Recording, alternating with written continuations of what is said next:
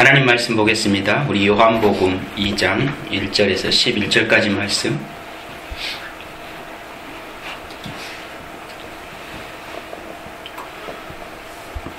한 절씩 같이 교독하시겠습니다. 사흘째 되는 날에 갈릴리 가나에 혼인잔치가 있었다. 예수의 어머니가 거기에 계셨고 예수와 그의 제자들도 그 잔치에 초대를 받았다. 그런데 포도주가 떨어지니 예수의 어머니가 예수에게 말하기를 포도주가 떨어졌다 하였다. 예수께서 어머니에게 말씀하셨다. 여자여, 그것이 나와 당신에게 무슨 상관이 있습니까? 아직도 내 때가 오지 않았습니다. 그 어머니가 일꾼들에게 이르기를 무엇이든지 그가 시키는 대로 하세요 하였다. 그런데 유대 사람의 정결 예법에 따라 거기에는 돌로 만든 물 항아리 6이 놓여 있었는데 그것은 물 2-3 동이 드는 항아리였다. 예수께서 일꾼들에게 말씀하셨다. 이 항아리에 물을 채워라. 그래서 그들은 항아리마다 물을 가득 채웠다. 예수께서 그들에게 말씀하시기를 이제는 떠서 잔치를 맡은 이에게 가져다 주어라 하시니 그들이 그대로 따랐다. 잔치를 맡은 이는 포도주로 변한 물을 맛보고 그것이 어디에서 났는지 알지 못하였으나 물을 떠온 일꾼들은 알았다. 그래서 잔치를 맡은 이는 신랑을 불러서 그에게 말하기를 누구든지 먼저 좋은 포도주를 내놓고 손님들이 취한 뒤에 덜 좋은 것을 내놓는데 그대는 이렇게 좋은 포도주를 지금까지 남겨두었으려 하였다. 같이 읽습니다. 예수께서 이 첫 번 표적 갈릴리 가나에서 행하여 자기의 영광을 드러내시니 그의 제자들이 그를 믿게 되었다. 아멘.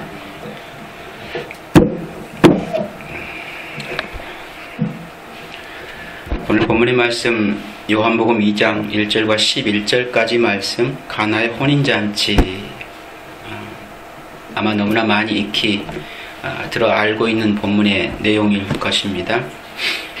여러분이 알고 있는 것처럼 그 요한복음에는 총 7개의 표적이 등장을 하지요. 그 첫 번째 표적이 오늘 우리가 함께 살펴보고 있는 가나 혼인잔치에서 물로 포도주를 만든 사건이고, 두 번째 표적이 왕의 신하의 아들을 고쳐주는 사건이고, 세 번째 표적이 38년 된 병자를 고치시는 사건이고, 그리고 네 번째 표적이 오병이어로 5,000명을 먹이는 사건이며, 다섯 번째 표적이 무리를 걸으시는 사건이고, 여섯 번째 표적이 소경을 고치는 사건이고, 그리고 마지막 일곱 번째 표적이 죽은 나사로를 살리는 사건입니다. 그게 요한복음에 기록되어져 있는 7가지의 표적입니다. 사도 요한은 모든 내용을 담아서 기록할 때에 항상 완료되어진 숫자를 7로 표기합니다. 그리고 그것이 숫자든 의미든 그렇게 일괄적으로 똑같은 표현 양식을 써서 말씀을 기록해 두고 있는 것을 보게 되어집니다. 그렇기 때문에 여러분들이 이 표적이 왜 요한복음에 7가지가 기록됐을까를 생각해 보면, 그리고 그 마지막 완료되어진 표적은 죽은 나사로를 살리는 사건입니다. 결국은 예수 그리스도의 오심과 죽으심과 부활하심을 설명해 내기 위해서 말씀이 기록되어져 있다라고 하는 거예요. 그렇기 때문에 그 표적이 담고 있는 세메이온이라고 하는 것은 항상 누구를 담고 있는 겁니까? 그 예수 그리스도를 담고 있는 거예요. 다른 의미는 없습니다. 그러니까 우리가 이 세상 가운데 펼쳐지는 우리가 정말 이해할 수 없는 희한한 사건들, 희한한 일들을 볼 때 그 굳이 이렇게 신기하게 여길 이유도 없습니다. 그러니까 우리가 성경을 통해서 표적을 대할 때, 기적을 대할 때, 이사를 대할 때, 여러 가지 많은 사건들을 대할 때, 그것을 볼 때, 예수 그리스도가 누구이신지를 말씀해 주고자 하심이구나, 이렇게 이해하시면 돼요. 자꾸 그 능력 받아서 이 세상 가운데 그런 기적 행사하려고 하지 마시라는 거예요. 왜냐하면 그 내용 자체는 결국 그 주님이 누구이신가를 우리에게 설명하고 알려주시기 위해서 기록된 것이지, 여러분 스스로에게 그런 능력을 줘가지고 이 세상 가운데 그 능력 펼치고 살라고 주신 것 아니라는 얘기입니다. 그걸 아셔야 돼요. 다행히도 지금 제가 갖고 있는 그 성경에 보면은 항상 표징, 표적 그 아래다 뭐라고 기록을 해놨냐면, 그러니까 설명을 해뒀는데 예수님의 신성을 보여주기 위한 상징으로서의 기적, 그리스어는 이것이 세메이온이다 이렇게 표기를 해주고 있어요. 그러니까 표적이 담고 있는 모든 내용은 다 예수 그리스도를 상징하여 우리에게 말씀하고 있는 내용이다라고 이해를 하시면 돼요. 자꾸만 여러분 안에 없는 그 초인적인 능력을 받아가지고 세상 가운데 행사할 수 있는 그 파워풀한 디나믹한 그 능력을 우리에게 공급해 주신 하나님으로 착각하지 말라는 거예요. 그거 아니에요. 여러분이 아무리 기를 쓰고 애를 써봐야 결국 그것이 내 안에 나타나도 사기 행각에 불과합니다. 그런 거예요. 다 신기루입니다. 여러분이 그렇게 붙들려고 해봐야 내 안에 붙잡을 수 있는 것이 아니라는 거예요. 그러니까 그런 것에 관심 가지면 안 되는 거예요, 사실은요. 그래서 이러한 표적들은 모두 예수 그리스도가 누구이시며 그분이 이 땅에서 이루실 일이 무엇인가를 가리키는 표지판인 거예요. 그런데 사람들은 그 표적들을 오로지 이 아래 세상에서 물질적인 현상으로만 깨닫고 그 물질적인 현상이 어떤 영원한 진리를 계시하는지는 전혀 터득하지 못한 채 그것만을 맹목적으로 추종합니다. 그리고 따릅니다. 그리고 그것을 내가 소유하여서 그 세상 가운데 펼쳐 보이기를 원해요.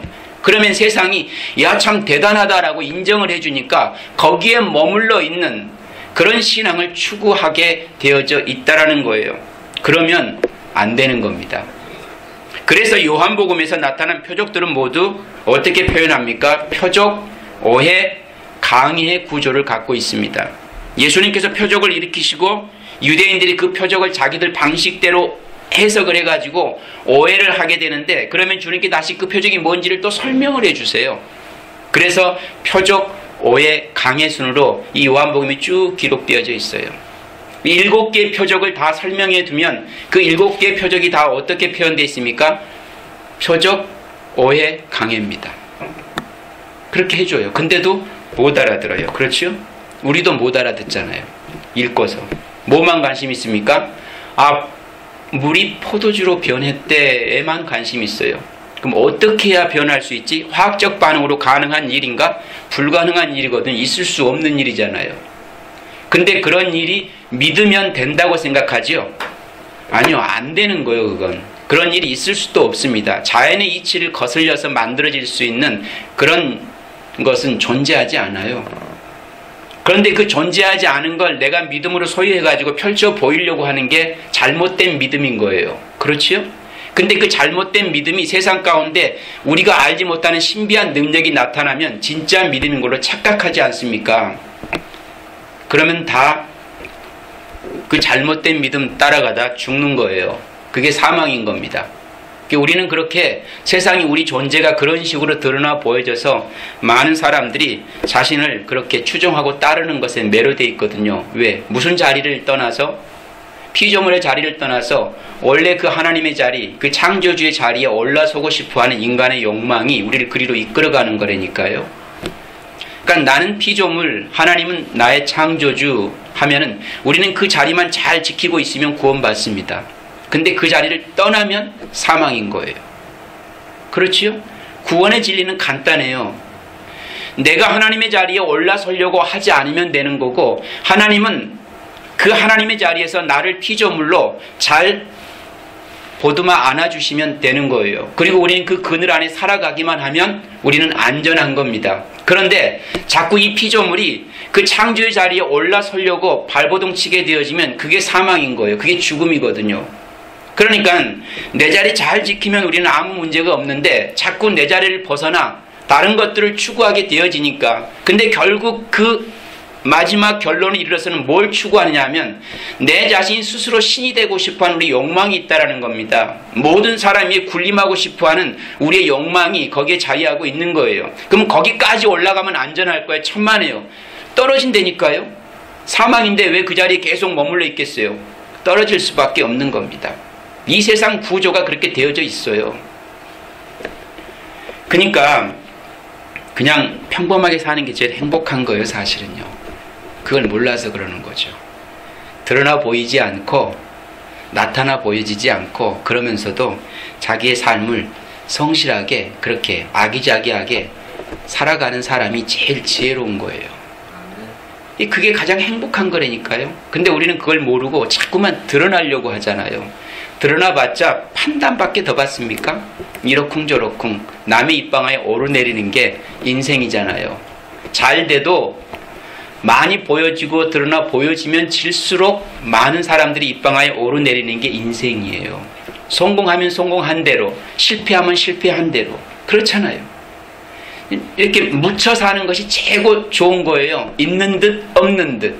근데 우리는 그 속에서 뭘 느끼냐면 자괴감을 느끼거든요. 내 존재가 드러나 보이지 않는 게 그렇게 서글픈 겁니다. 왜 그런 마음이 든다고요? 우리의 죄성이 자꾸 내 자리를 벗어나 남의 자리를 탐내고 싶은 욕망이 우리를 이끌고 가기 때문에 계속 거기서 고민하는 거라니까요. 정말 그렇게 사랑이 내 안에 들어오게 되어지면 그게 뭔데? 라는 표현이 나와야 맞는 거예요. 왜?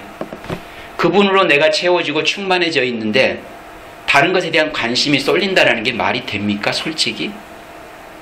이 우주를 지으시고 창조하신 그분이 내 안에 가득 채워져 있는데 어떻게 그 조그만 티끌 같은 그런 것에 우리의 관심이 쏠릴 수가 있어요? 아무것도 아닌 그것에.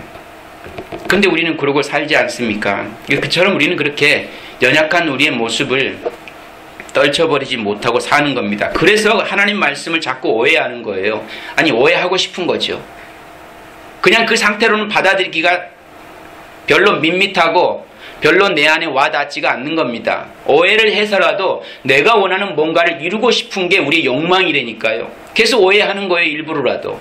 오해할 수밖에 없고. 근데 누구는 오해하지 않습니까? 하나님의 나라 그 백성들은 오해하지 않게 되어져요. 그 진리만을 꼭 붙든다니까요. 그럼 여러분들이 하나님 나라 백성입니까? 아닙니까?를 물으셔야죠.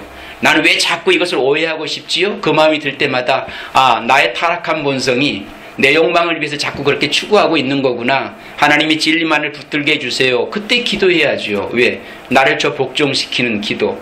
그 진리 안에 붙잡혀 살기를 원하는 그 열망하는 그 마음으로 내려와야지요. 왜? 그것이 영원한 생명을 기업으로 얻는 일이니까. 그렇잖아요. 그런 것처럼 요한복음의 기록이 그렇게 표적 오해 강해로 기록되어져 있더라라고 하는 겁니다. 예를 들면 이런 거예요. 요한복음 6장에 나오는 그 오병이어로 광야에서 5,000명을 먹이신 사건, 그리고 무리를 걸어서 호수를 건너시는 그 표적에 대해서 6장 26절부터 해설을 해주고 있습니다. 자, 보면은 유대인들은 그 오병이어의 기적 이후에 예수님을 누구로? 자신들의 왕으로 모시기 위해 그분을 쫓아갑니다. 그 엄청난 기적을 발휘하시는 그분을 보니까 우리 왕이 되고도 남아요. 그리고 이 속박에서 우리를 충분히 건져내줄 수 있는 위대한 왕이 될 것 같아요. 그래서 그분을 우리의 왕으로 모시자라는 마음으로 그분을 죽자 살자 따라다니는 겁니다. 예수님이 제자도 예외는 아니었어요. 그렇게 열심히 따랐던 그 제자들도 그들의 마음에 열심당원들이 많았으니까 그 안에 그런 열망을 품고 주님을 정책인 메시아로 쫓는 겁니다. 따랐던 거예요.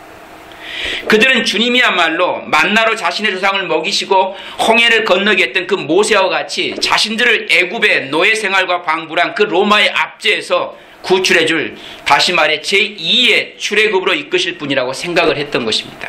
그렇게 그들이 오병이어를 통해서 기대했던 이 땅의 출애굽이었던 것인데 이것은 분명히 오해지요. 주님은 그들로 하여금 그런 욕망을 챙겨주기 위해서 오신 분이 아니었던 거예요. 예수님은 그래서 6장 26절부터 오병이의 표적은 하늘의 생명, 영생을 주실 하늘의 떡으로서 자신의 표적한 것이라고 설명을 해줍니다. 그래서 인자는 이 땅에 떡으로, 진리로, 생명으로 너희에게 온 것이다라는 것을 설명을 해주는 거예요. 이와 같이 요한복음의 표적은 여전히 표적 5의 강의 순서로 그렇게 기록되어져 있더라라고 하는 거예요. 소경을 고치는 사건을 통해서도 죄로 말미암아 암흑 속에 들어있는 당신의 백성들의 눈을 뜨게 하기 위해서 십자가를 지러 오신 주님의 사역에 대해서 표적하고 있는데 11장은 그 죽은 나사로를 살리시는 표적을 통해서 하나님 백성들을 품은 자신의 죽음과 부활로 그의 백성들에게 참 생명이 주어지게 된다는 것을 보여주고 있는 사건 아닙니까? 그런데 유대인들은 역시 그걸 못 알아들어요. 그리고는 예수님을 오히려 어떻게 합니까? 잡아 죽이려고 덤벼들지요.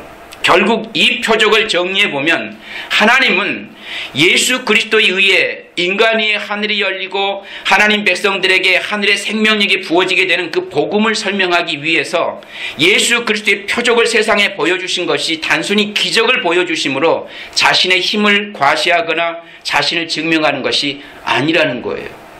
근데 우리는 그 예수님의 표적을 보고 그 능력 나도 받아서 이 세상 가운데 그 능력 펼쳐야지, 그 능력으로 목회해야지, 그 능력으로 다른 성도들보다 우위에서는 영적 파워를 가져야지, 뭐 기타 등등 그런 생각을 가지고 그렇게 우리의 믿음을 열심히 확장시켜 보려고 노력하고 있지 않습니까?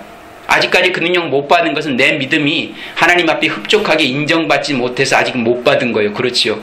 얼마든지 앞으로 계속 받을 수 있다라고 생각하고 있잖아요. 그리고 그걸 받게 되어지면 나도 저 엄청난 능력을 발휘해 가면서 만인들의 그런 관심과 환대 속에 한번 멋진 인생을 살아봐야지, 뭐 그런 기대에 갖는 거 아닙니까? 근데 성경이 그러라고 예수님을 이 땅에 보내시지 않았다고 하지 않습니까? 그러면 아닌 거죠. 왜 자꾸 거기에 관심을 두고 그거 한번 못 해봐서 그렇게 안달인가 라고 하는 거예요. 아침 새벽마다 다는 아니겠지만 제가 뭐 이렇게 얘기하면 다 그렇다라는 걸로 이해하지는 마세요. 그냥 우리 마음의 중심 안에 그런 마음들을 갖고 있는 것이 안타까워서 하는 얘기일 뿐입니다. 새벽마다 밤마다 밤잠 안 자고 열심히 부르짖는 이들의 마음속에 과연 어떤 열망을 가지고 주님 앞에 나와서 그렇게 부르짖고 있을까라고 하는 걸 생각해 볼 때 어떤 때는 참 안타까울 때가 많아요. 그 열심과 그 수고로움이 정말 하나님 앞에 아무런 기대와 바램과 요구 조건 없이 그냥 순수하게 그 아버지가 누구이신지를 알기를 사모하여 주 앞에 나와 그렇게 열심을 내고 있으면 참 좋을 것 같아요. 그런데 그것이 아닌 다른 내 안에 뭔가 기대와 바램과 욕망을 가지고 그 아버지 앞에 남들보다 나은 어떤 나만의 특별한 영적 파워를 누리기 위해서 그렇게 때를 쓰고 있다면 참 불행한 인생을 살고 있는 거예요. 어디에서? 교회 안에서. 저는 그렇게 이해합니다. 그 마음으로 아버지 앞에 때를 쓰고 있다면 그건 불행한 거예요. 왜? 그걸로 아버지의 환심을 사서 그 아버지 마음에 쏙 드는 하나님의 자녀가 될 수가 없기 때문입니다. 그게 불행이지 뭡니까? 그 시간, 그 열정, 그 수고 다 투자했는데 아버지가 아무것도 안 알아줘요. 지금은 몰라서 그렇지 그날에 가면은 아무것도 인정받지 못합니다. 그랬을 때에 거기서 오는 허탈감, 좌절감, 낙심, 절망이 오죽할까라고 하는 겁니다. 그걸 아는 이만 그렇게 표현할 수 있는 거고 모르는 사람은 그걸 열심히 하라고 도전을 줄 겁니다. 그러면 여러분들은 저를 만나서 거기에 대한 열심을 품지 않아도 되는 거구나 라고 생각하지, 그렇지 않았으면 여러분들 지금도 새벽기도며 철야기도며 뭐 밤기도며 막 열심히 해야 돼요. 그 능력 받아야 사니까. 그 은혜 체험 없이는 우리 한순간도 우리의 신앙을 유지할 수 없지 않습니까? 뭔가 남과 다른 파워풀한 능력의 믿음을 소유해야만이 저와 여러분들이 하나님의 사랑을 받을 텐데, 그렇지 않으면 하나님의 사랑에서 제외된 사람들이잖아요. 그 능력 없으면. 그러니 얼마나 힘들게 신앙생활 했는데 그날에 가서 하나님 앞에 딱 갔는데 아무것도 안 알아줘요. 인정을 못 받아요. 그리고 그거 아는 채도 안 해요. 그랬을 때 거기서 오는 실망감이 얼마나 클까 생각을 해보면 참 안타깝지 않겠습니까? 근데 알고 그거 안 하고 그 하나님이 누구이신가를 열심히 아는 일에 우리의 모든 시간과 에너지와 정성을 쏟고 산 그런 신앙의 삶을 살았다면 너무나 감격스럽지요. 내가 이 세상에서 알았던 그 하나님이 진짜 그 하나님이었어. 얼마나 감격스럽겠습니까? 그거예요. 믿음은 그겁니다. 이 땅에서 알았던 그 하나님이 그 나라에 가서 만났는데 진짜 그 하나님인 거라. 그랬을 때 오는 그 감격, 희열, 기쁨, 그 기쁨을 이 땅에서도 조금씩 맛봤는데, 근데 그 나라에 갔더니 정말 그 하나님을 충만한 거예요. 그랬을 때 우리 안에 오는 그 감격은 이루 말할 수가 없는 겁니다. 어떻게 표현할 길이 없는 거 아니겠습니까? 근데 내가 알고 있던 하나님하고 영 다른 분이에요. 갔더니 그랬을 때 그 실망감, 절망감 이루 말할 수 없겠죠. 이 세상에서는 정말 뻔뻔하게 신앙생활 했는데 그 나라 갔더니 개털모자예요. 아무것도 없어요. 그랬을 때에 거기서 오는 우리의 자괴감 같은 거 참 안타깝죠. 그럴 것 같아요. 그러니까 여러분들 우리 마음에 위로를 얻으시라는 거예요. 이 믿음 생활을 통해서 대단한 거 경험하려고 그렇게 발버둥 치지 마세요. 그 하나님을 알아가기도 바빠요. 그분이 어떤 분이신지를 이 성경 66권을 통해서요 바로 알기도 바빠요. 근데 왜 그런 불필요한 일에 시간을 허비하고 그렇게 소모합니까? 그 능력 없어도요 우리는요 그 하나님을 아는 것만으로도 그 하나님이 충분한 자녀인 것이 그 아버지를 기쁘게 하는 그런 존재가 되어지는 거예요. 그 믿음의 뿌듯함이 있어야죠. 다른 걸로 하나님을 만족시키려고 하지 마세요. 그러면 그게 우상 숭배로 갑니다. 잘못하면. 주님께서 그래서 우리들에게 보여줄 수 있는 표적은 모두 뭐밖에 없다고 성경에 말합니까? 요나의 표적뿐이다 라고 그렇게 얘기합니다. 그게 마태복음 12장 39절 말씀에 그렇죠. 내가 너에게 보여줄 수 있는 표적은 요나의 표적밖에 없다 그래요. 표적은 요나의 표적밖에 다른 것으로 설명될 게 없다라는 얘기인 거거든요. 그렇게 이해하시면 딱 맞아요.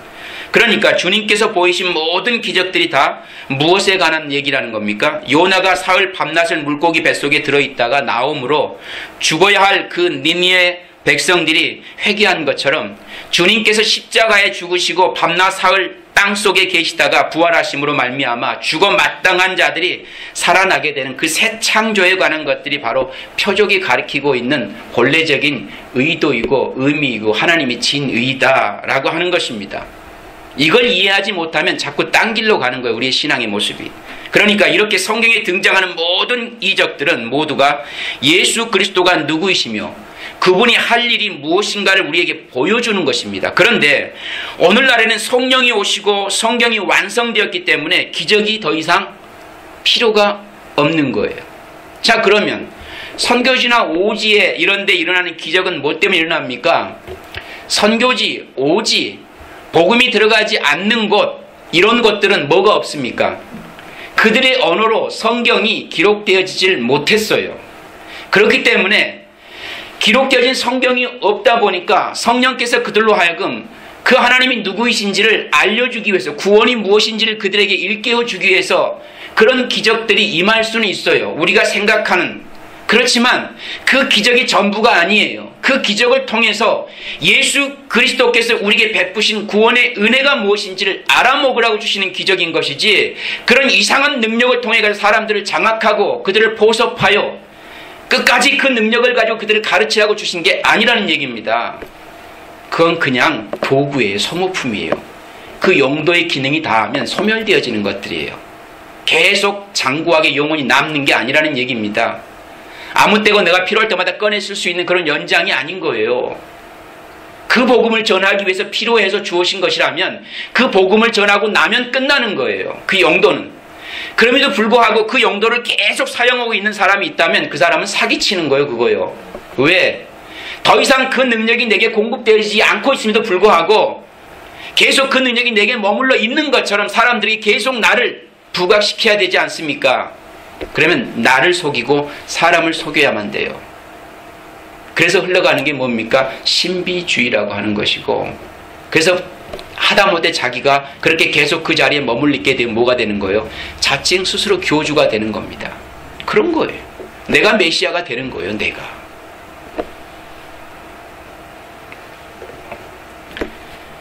그러니까 우리가 이런 표적이나 이런 것에 우리의 마음이 그렇게 잘못된 마음을 가지고 쏠려서는 안 되겠다라고 하는 것입니다. 결국은 성령 하나님께 직접 우리 안에 내주하시며 믿음을 통해서 우리에게 설명해 주시기 때문에 더 이상 그 표적과 기적과 이적이 우리 가운데는 필요가 없습니다. 궁금하시면 500원 말고 성경을 펼쳐보세요. 성경을 펼쳐보세요. 그러면 다 알아요. 다 알게 돼 있다니까요. 진리의 성령이 나를 깨닫게 하시면 그 진리가 뭔지를 알게 되어지면 그 표적이 왜 우리 가운데 보여주셨는지도 알게 되는 거예요. 그러면 된 겁니다. 근데 그 진리는 관심이 없고 자꾸 그런 것에 우리의 눈이 쏠리면 안 돼요. 오늘 이 본문에 그 가나의 혼인잔치에서 예수님의 어머니가 그 포도주에 관심이 쏠려 있거든요. 근데 그 관심이요, 바뀌어요. 주어가 바뀝니다. 놀라운 광경이 일어나요.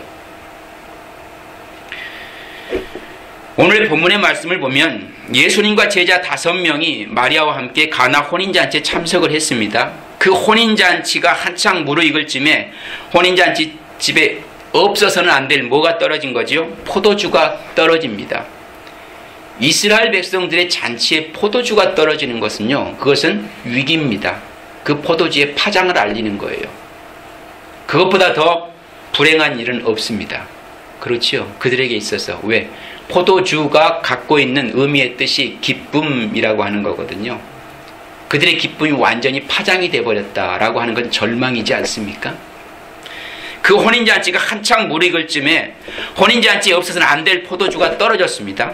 유대인의 혼인잔치는 보통 수요일에서 시작해가지고 일주일이나 길게는 2주까지도 한답니다. 그러니까 포도주가 얼마나 많이 준비돼야 되겠어요. 근데 그 포도주가 없답니다. 그래서 혼인집에는 항상 충분한 포도주가 준비되어 있는 것이 맞아요. 그런데 그 혼인집에 포도주가 떨어져 버린 겁니다. 포도주가 떨어진 잔치는 더 이상 잔치가 아닌 거지요. 그건 파장입니다. 이젠 끝내야 돼요. 그래서 예수님의 어머니 마리아가 예수님께 뭐라고 얘기합니까? 포도주가 떨어졌다라고 말합니다. 그의 말의 의미는 이제 내가 이 혼인잔치에서 기적을 일으킴으로 너의 메시아됨을 사람들 앞에서 증명해 보아라 라고 하는 그 의미를 담고 있어요. 아들아, 포도주가 떨어졌다 라고 선포합니다. 그러면서 이제 너에게 기회가 왔다. 이 많은 사람들에게 너를 한번 드러내봐. 지금 그 초로의 기회야 라고 지금 그 어머니가 예수님께 말씀하고 있는 거예요. 주님은 그러한 마리아에게 뭐라고 얘기합니까? 여자여, 그것이 나와 무슨 상관입니까? 나와 무슨 관계가 있습니까? 이렇게 얘기합니다. 다소 무례하고 매정한 대답처럼 보이지요. 여기에 쓰인 여자여라고 하는 귀내라는 단어는 우리가 생각하고 있는 것처럼 그렇게 무례한 단어가 아니에요. 굉장히 존경하여 부른 단어입니다. 예수님께 십자가에서 마리아에게 요한을 가리켜 여자여 보소서 아들이니다 라고 하는 똑같은 단어 귀내를 쓰고 있습니다. 이 단어는 여자를 아주 높여 부르는 존칭입니다. 그러니까 그 단어는 존경의 의미까지 들어 있습니다. 성경은 이러한 표현을 통해서 이제 마리아의 아들 예수가 아닌 그리스도로서의 공생애가 시작되었음을 보여주고 있는 겁니다. 그렇지요? 자기 어머니에게 어머니 그러면 될 걸 가지고 여자요 그러잖아요. 이제는 뭐예요? 예수라고 하는 아들의 사역은 끝났고 무슨 사역으로 들어간다? 그리스도라고 하는 공생의 사역으로 접어들게 됐다라고 하는 표현인 거예요. 그래서 예수님께서 그 어머니 마리아에게 여자요라고 부르고 있는 거예요. 여기서 그 예수님의 거절은 물을 포도주로 만드는 것을 거절하는 것이 아니고 기적을 일으켜서라도 사람들 앞에서 예수님의 메시아됨을 보이라는 그 어머니 마리아의 요구를 거절하고 있는 겁니다. 당신의 그 헛된 요구에는 내가 응할 수 없습니다 라는 얘기입니다. 주님은 물로 포도주를 만드심으로 종말이 어린 양 혼인잔치를 설명하여 하셨는데 마리아의 기대는 전혀 엉뚱한 곳에 포커스가 맞춰져 있더라는 겁니다. 그러니까 아니 그것과 내가 무슨 상관이 있냐고, 나는 그 일하러 온 게 아닌데 라고 하면서 그걸 거절하고 있는 거예요. 포도주를 물 포도주로 만들지 않겠다라는 게 아닙니다. 그것은 하셔야만 돼요. 왜? 당신의 사역이 무엇인지를 알려야만 하기 때문에 그건 하실 거거든요. 근데도 여기에 내용 속에 보면은 그냥 거절한 것처럼 보이는 것입니다. 그 거절의 의미는 마리아 어머니가 갖고 있었던 잘못된 기대에 대한 거절인 거예요. 그래서 물로 포도주를 만들지 않습니까? 거절했으면 만들지 말아야 되는데 왜 만듭니까? 그렇지요? 그럼 한 입 갖고 두 말 하는 격이 되잖아요. 예수님은 한 입 갖고 두 말 하시는 분은 아니에요. 하실 일은 하셔야만 됩니다. 그런데 오늘 마리아의 요구가 오늘날 교회가 주님의 이름을 부르며 요구하는 것과 흡사하지 않습니까? 여러분 삶 가운데 그걸 적용해 본다면 흡사한 거예요. 주님의 힘을 한번 보여주세요. 예수 믿는 나를 저 고지 꼭대기까지 올려주시면 세상이 나를 보고 주님의 살아계심을 인정할 것입니다. 그러니까 나를 잘되게 해주세요. 나를 능력 있는 목회자가 되게 해주세요. 이 세상 가운데 한번 본때를 보여주게, 하나님의 능력이 무엇인지를. 나를 좀 그렇게 높이 세상에 사람들의 존경을 받는 자로 한번 지켜 세워줘 봐주세요 라고 그렇게 주님 앞에 매달리지 않습니까? 이것이 오늘날 예배당에서 드려지는 기도의 내용 아닙니까? 사실. 그런데 마귀가 예수님께 와서 이 똑같은 요구를 하죠. 누가요? 마귀가. 그럼 우리가 하고 있는 기도는 뭐예요? 마귀가 들어줄 수 있는 기도라는 거죠. 예수님이 들어주는 기도가 아니라 마귀가 들어주는 기도라는 얘기입니다. 예수님께서 광야 40일간 금식하신 후에 성령께서 주님을 마귀에게 이끌고 가십니다. 그때 마귀가 똑같은 요구를 합니다. 그렇죠? 내 힘을 보여봐.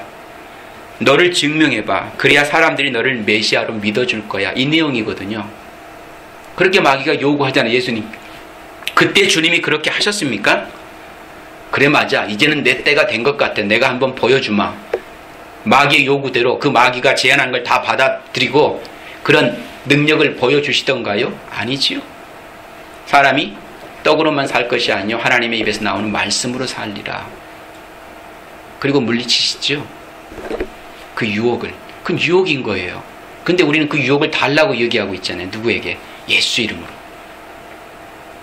뭐 이게 잘못된 거 아닙니까? 솔직히요. 예수 이름으로 그 마귀의 유혹을 나에게 주세요 라고 얘기하고 있어요. 그럼 누구한테 달라는 거예요 지금? 예수라는 이름은 고백하고 있지만 마귀에게 요구하고 있는 거예요. 솔직한 얘기로. 마귀는 그걸 충분히 줘요. 우리에게. 바라고 기대하면 충분히 준다니까요. 신통한 능력도 달라고 그러면 줘요. 누구의 이름으로? 예수 이름으로 달라고 하면 마귀가 냉큼 와가지고 그래 내가 줄게 하고 덥석 안겨준다니까요. 그럼 아 주님이 주셨네 라고 기뻐할지 모르겠지만 그게 망하는 거예요. 사실은. 그게 망하는 거예요. 사실. 흥하는 것 같지만. 여러분 주님은 자신을 증명하기 위해 우리에게 오신 분이 아닙니다. 우리가 성경의 말씀을 바르게 알고 진리를 바르게 깨닫게 되어지면 그것이 얼마나 어리석은 처사인지를 알아야만 돼요. 자신의 능력을 자랑하기 위해서 우리에게 오신 분이 결코 아닙니다. 우리가 필요한 것이나 우리의 소원을 기적처럼 이루어 주시기 위해서 오신 분도 아닙니다. 그래서 주님은 물로 포도주를 만들어서 너를 증명해 보아라고 하는 그 마리아의 요구에 여자여 나와 무슨 상관이 있나이까 이렇게 얘기하고 있다니까요. 혹 여러분 중에도 예수를 믿는 이유가 주님으로부터 자신의 인생의 축복의 포도주를 얻어내는 것이라고 믿고 계신 분이 있다면 주님께서 똑같은 대답을 할 겁니다. 내가 나와 무슨 상관이 있냐? 똑같은 대답을 하실 거예요. 그 사람은 하나님과 아무 상관이 없는 사람인 것입니다. 하나님이 침묵하실 때, 우리의 기도에 침묵하실 때 왜 침묵한다고 생각하세요? 들어주실 수 없으니까 침묵하시는 거죠. 그러면 그게 응답 아닙니까? 근데 안 들어줬다고 들어줄 때까지 하겠다고 또 막 금식하며 떼쓰는 건 뭡니까? 억지 부리는 거죠. 말귀를 못 알아보면 3살 애도 아니고 그렇게 자기를 자학해가면서까지 막 때를 써가지고 하나님을 막 위협하는 거죠. 위협한다고 들어주실까요? 아니요, 안 들어줘요. 왜? 당신의 사랑하는 자녀가 요구하는 것이 하나님 보시기 합당치 않게 여겨지면 들어주실 수가 없는 거예요. 왜? 그 들어주지 않는 게 자녀를 위하는 거거든요. 우리의 부모 입장도 마찬가지 아닙니까? 철없는 자녀가 뭔가를 사달라고 요구할 때에 그 자녀가 가지고 있어야 할 것하고는 전혀 어울리지 않는 걸 요구할 때 부모된 자로서 그 자녀의 요구를 그냥 때만 쓴다고 막 울고 길바닥에 나뒹굴어진다고 들어줍니까? 아니요, 못 들어줘요. 몇 대 얻어맞기만 하지. 그렇잖아요. 들어줄 수가 없어요. 그걸 들어주는 부모가 있다면 부모 노릇 잘못하고 있는 거예요. 솔직히. 그렇지요. 그건 잘못하고 있는 거예요. 그 아이의 상황과 여건에 맞아서 적합한 것은 들어줄 수 있지요. 그렇지만 전혀 엉뚱한 걸 요구하는데 그걸 들어주는 부모가 있다면 그건 진짜 그 아이 죽으라고 그러는 거예요. 잘못된 길로 인도하는 거죠. 그럼 그걸 들어주는 역사를 우리에게 보여주는 이가 누구라고요? 사탄인 겁니다. 잘 보세요. 마귀가 사실은 그런 속에서 전혀 나와 어울리지 않는 걸 허락해주고 그것 가지고 누구를 떠나라고, 하나님을 떠나라고 마음대로 펼쳐 보이라고 허락해준다니까요. 우리가 그 영적인 세계를 너무 몰라서 그런 거죠. 실제 알면 그렇지가 않아요. 그렇지가 않습니다. 그렇기 때문에 예수님은 세상의 죄 때문에 오신 분이십니다. 예수님은 우리의 소원을 들어주기 위해서 오신 분이 아니에요. 주님은 십자가에서 우리의 죄를 도말하셨고 그럼에도 불구하고 여전히 우리 안에 남아있는 죄의 오염과 부패성을 우리의 신앙생활을 통해서 씻어내고 계신 것입니다. 그런데 하나같이 주님에게 내 삶의 포도주를 채워달라고 아우성드립니다. 현대교회가 그렇게 많은 기도의 모임을 통해서 하고 있는 일이 뭐라고 생각하세요? 합심기도? 삼세창기도? 왜 합니까? 그렇게 목이 터져라 부르짖는 거 저도 되게 좋아했거든요. 그럼 목이 쉬어가지고 걸걸하고 해가지고 그렇게 막 목이 쉬어서 설교를 하면 또 은혜 받았다 그래요. 그 목소리에. 예. 그렇습니다. 저 자신도 그런 신앙생활을 해봐서 알아요. 또 그래야만 되는 줄로 알았고요. 그래서 정말 기도원 가서 그 기도울에 들어가서 그렇게 열심히 기도를 했었고 신학교 생활 동안도 정말 기도하는 게 일이었습니다. 솔직히 기도하는 게 일. 그렇게 열심히 기도하는 것이 하나님이 나를 들어쓰시는 그런 조건이 되어진다고 분명히 생각을 했어요. 그렇게 믿었고요. 그렇다고 기도하지 말자는 얘기가 아닙니다. 기도해야 돼요. 마땅히 기도해야 됩니다. 성도는. 하나님 백성은 기도하는 것이 삶인 것이고 호흡인 거예요. 그러면 그 아버지와 교제가 끊기고 단절되는데 어떻게 기도 안 하고 삽니까? 기도해야죠. 그런데 그 기도의 방향이 문제죠. 뭘 위해 기도하는가? 오늘 우리의 삶 속에서 왜 기도하는가? 나는 이 기도를 왜 하고 있는가? 그 목적이 우리 하나님께서 원하시는 목적과는 전혀 관계없는 목적으로 가고 있다면 턴해야죠. 바꿔야죠. 그런데 그렇지 못하고 살아가는 우리의 삶의 현실들을 너무나 많이 보고 있습니다. 그저 내 삶에 포도주만 잔뜩 채워주면 그뿐인 거예요. 주님은 그렇게 이 세상 잔치집 포도주를 구하는 마리아의 요구에 내 때가 아직 이르지 않았다라고 그렇게 또 말씀하십니다.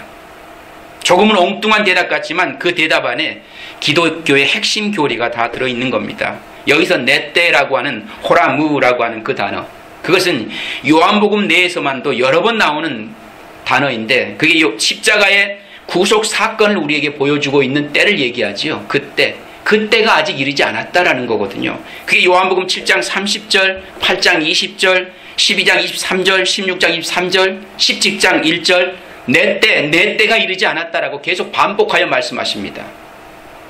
그 십자가의 구속의 사건을 이룰 때가 아직 이르지 않았기 때문에 그 어떤 것도 보여줄 수 없는 거예요. 그것을 위해서 오신 분이기 때문에. 그러니까 예수님께서는 우리 인생의 흥을 돋는 포도주를 만들어주러 오신 분이 아니라 십자가를 지심으로 우리의 죄를 해결하러 오신 분이라는 것이 내 때가 아직 이르지 않았다라는 주님의 대답 속에 내포되어져 있는 겁니다. 그러니까 그 마리아의 요구에는 절대로 응할 수가 없는 거예요. 그러나 물을 포도주로 만드는 이 기적의 사건은 주님이 하셔야만 돼요. 왜? 당신의 때에 이룰 사건이 무엇인지를 그들에게 알려줘야 되니까 그런 겁니다. 한번 생각을 해보시기 바랍니다.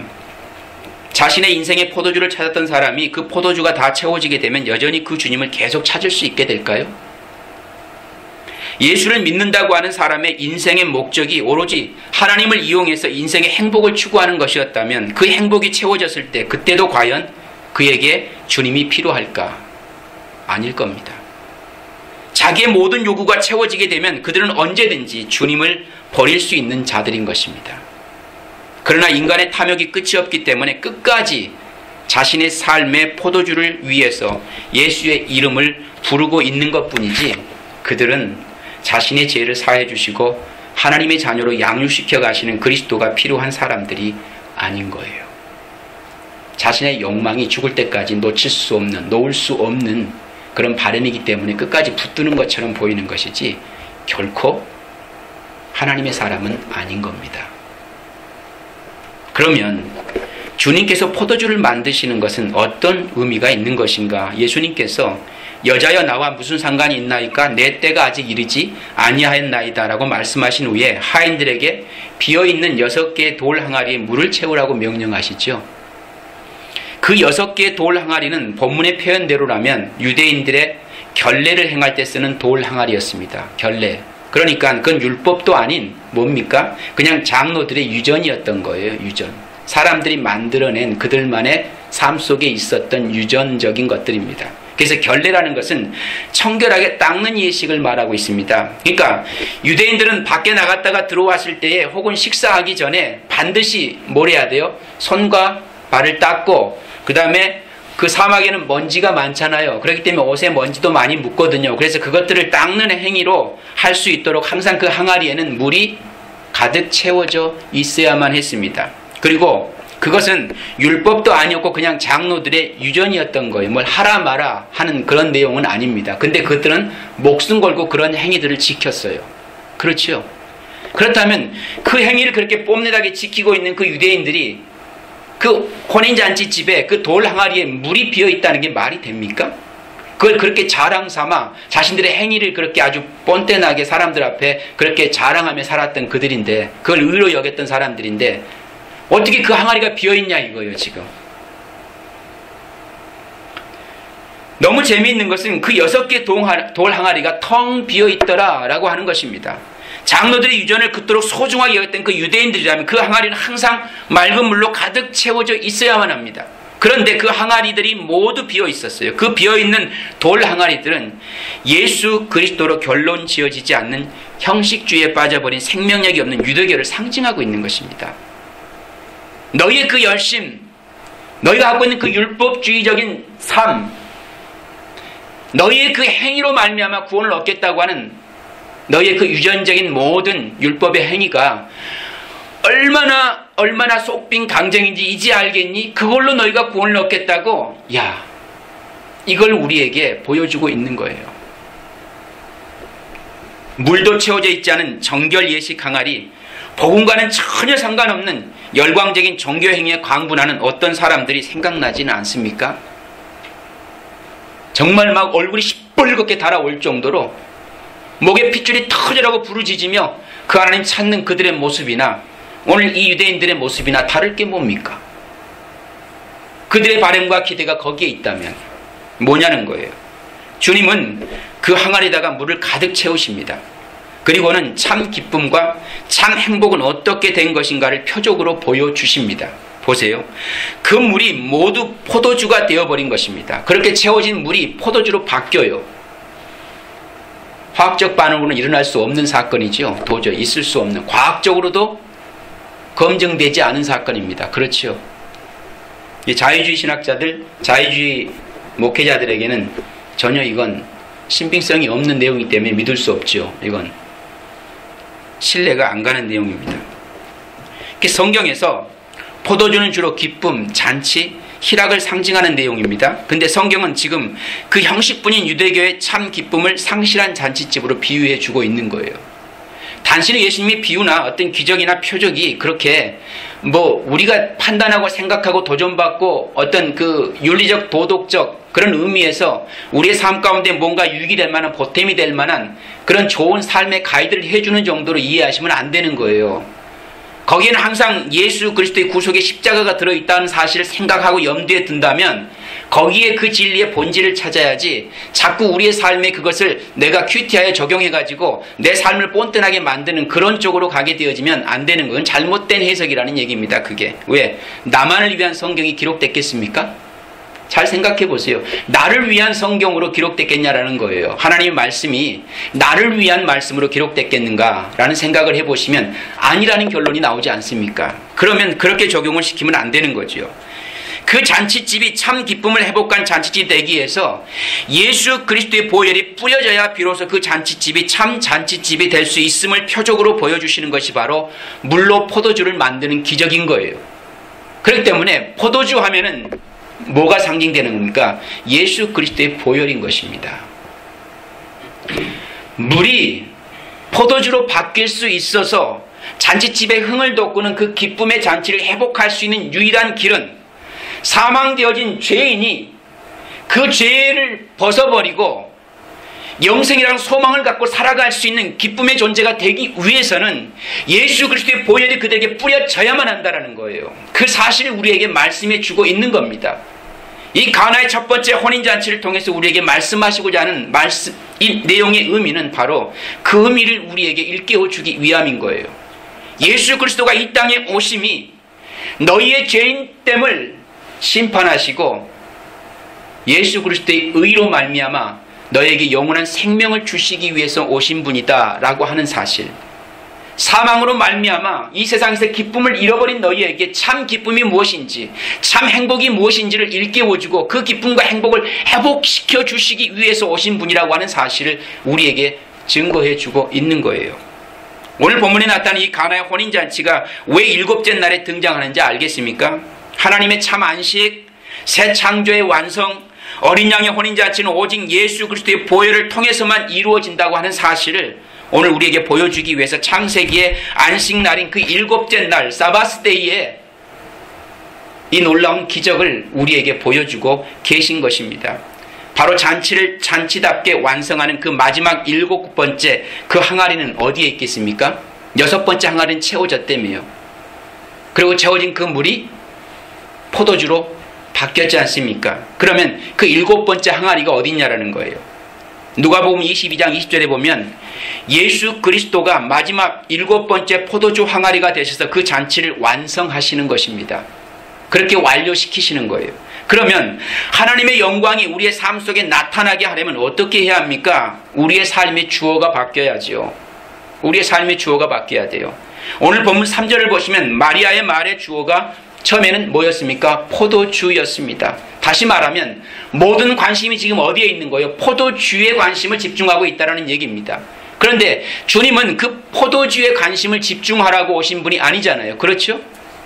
우리의 기쁨을 채우라고 오신 분이 아니니까. 잘 보세요. 그러면 포도주가 모자란지라 예수의 어머니가 예수께 이르되 저희에게 포도주가 없다 하니 모든 관심이 지금 포도주에 쏠려 있지 않습니까? 지금 그 잔치가 파장이 되게 생겼으니까 뭐 그럴 법도 하지요. 그러다 보니까 포도주에만 관심이 쏠려 있어요. 그때 마리아가 주님부터 들은 대답은 무엇입니까? 여자여 나와 무슨 상관이 있나이까 였습니다. 그런데 5절을 보시면 그런 주님의 거절에도 불구하고 마리아의 말에 주어가 바뀌는 것을 볼 수가 있습니다. 5절 말씀에 그 어머니가 하인들에게 이르되 너희에게 무슨 말씀을 하시든지 그대로 하라. 너희에게 무슨 말씀을 하시든지 그대로 하라. 여기에서 무엇이든지 그분이 하라는 대로 하라 라고 주어가 바뀌었어요. 무엇이든지 그분이 하라는 대로 하라. 포도주에서 눈을 돌려 주님께 주목하게 되었을 때 그때 하나님의 영광이 그들 가운데 나타나게 되어짐을 보여주는 것입니다. 여러분, 이제 주님의 말씀을 들을 준비가 되었습니까? 아니면 아직도 여전히 여러분의 삶에 포도주에만 관심을 두고 있습니까? 만일 여러분이 예수를 믿는다고 하면서도 아직까지도 이 세상의 포도주에만 관심을 두고 계시다면 여러분들은 예수님을 믿으면서도 늘 부족하고 우울하고 초조할 수밖에 없을 것입니다. 주님의 말씀을 들으십시오. 주님께서 너의 잔치집을 엎어버려라 하시면 우리는 엎어버려야 합니다. 주님께서 내가 좋아하는 너의 입맛에 맞는 포도주가 아닌 나의 피를 마셔라라고 말씀하시면 세상의 포도주를 즉시 포기하고 주님의 피를 마셔야 하는 게 성도의 순종의 삶의 모습인 것입니다. 그때 주님께서 우리에게 참 기쁨이 무엇인지를 회복시켜 주실 것입니다. 그때 우리의 삶 속에 하나님의 영광이 나타나게 되어지는 거예요. 그 영광, 우리가 이 세상 가운데 남들이 말하는 것처럼 성공을 하고 뽐때나는 어떤 우리의 모습으로 드러나게 되었을 때 하나님 영광 받아주세요, 그렇게 영광이 돌려지는 게 아닌 거예요. 그 영광은 내가 부인되고 내가 포기되어지는 것입니다. 내가 죽고 그 자리에 예수 그리스도의 생명으로 다시 사는 새로운 피조물로 회복되었을 때 하나님이 영광 받으시는 것인 거거든요. 내가 바라고 소원하고 가치하고 추구했던 그 모든 것들이 십자가 아래 내려지고 오직 그 예수 그리스도의 십자가만을 붙들며 말미암아 그것이 내 인생의 자랑거리로 드러나게 되었을 때에 하나님이 영광 받으시는 거예요. 성도의 삶은 그렇게 바뀌어지는 것입니다. 왜? 물이라고 하는 존재는 그저 아무 가치 없고 볼품 없고 그 물 자체가 사실 그렇게 우리가 생각하는 것처럼 먹을 수 있는 식용물이 아니잖아요. 그건 먹을 수 없는 물이에요. 그냥 손이나 닦고 발이나 닦고 먼지나 털어낼 정도의 그런 더러운 물입니다. 그런데 그 물 같은 우리의 존재가 포도주의 존재, 기쁨의 존재로 바뀌어지는 역사는 예수 그리스도의 보혈이 우리 가운데 뿌려져야만 가능한 거예요. 그 어떤 우리의 행위의 노력과 열심을 가지고 내어놓은 그 모든 것도 그냥 구종물인 것입니다. 그걸 아셔야 돼요. 본질이 바뀌지 않은 존재는 그 본질 자체에 내어놓는 모든 행위들은 어떤 선한 행위라도 그건 악인 거예요. 그건 악이에요. 그건 하나님 앞에 아무런 인정을 받을 수 없는 행위가 되어지는 거예요. nothing이라는 얘기예요. 그건 무익한 겁니다. 우리가 이 본질을 분명히 알아야 돼요. 그래서 그 물이 바뀌어져서 포도주로 바뀌어져야 그 예수의 보혈이 뿌려진 그 성도라야 비로소 하나님의 기쁨이 되어지는 거예요. 그리고 하나님이 그 성도를 통하여 영광을 받게 되시는 것입니다. 그때 우리의 삶 속에 하나님의 영광이 나타나는 거예요. 우리의 삶 속에 하나님의 성품과 인격이 새록새록 자라나게 되어지는 것입니다. 그러므로 그분의 말씀을 들어야죠.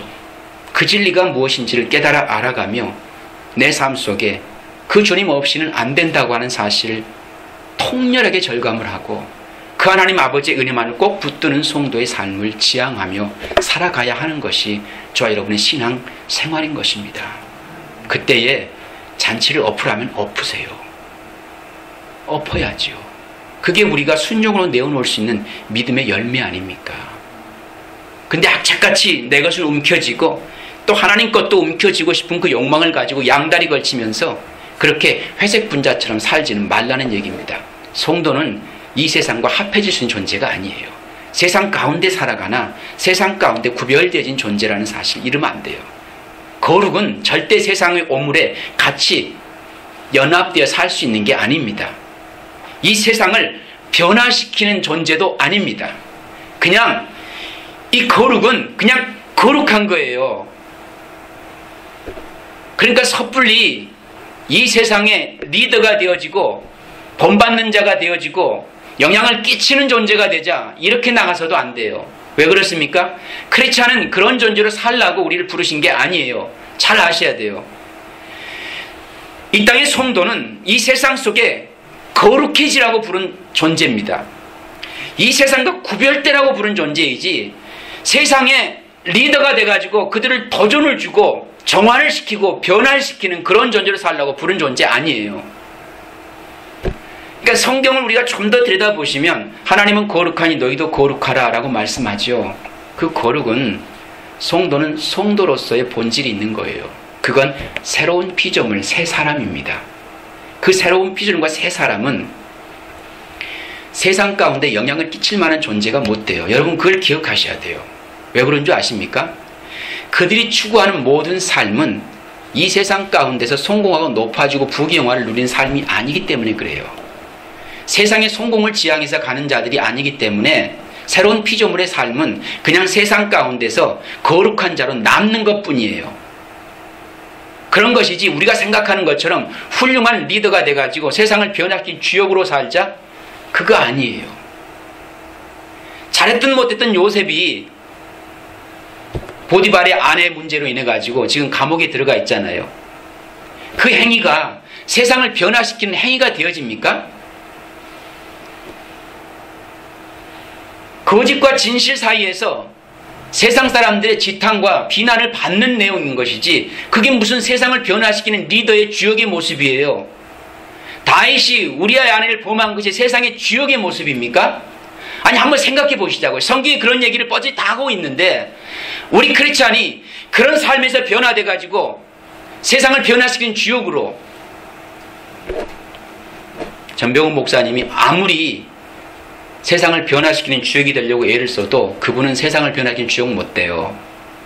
아니 안 되는 거예요. 그걸 인정을 해야 돼요. 내가 얼마나 하나님 앞에 죄인인지를 통감을 하고 내가 그 하나님의 그 십자가 앞에 죽어지는 그 모습으로 철저하게 나를 좀 복종시키고 당신이 허락한 그 양무리들을 섬기는 마음의 자세를 가지고 정말 피를 토하는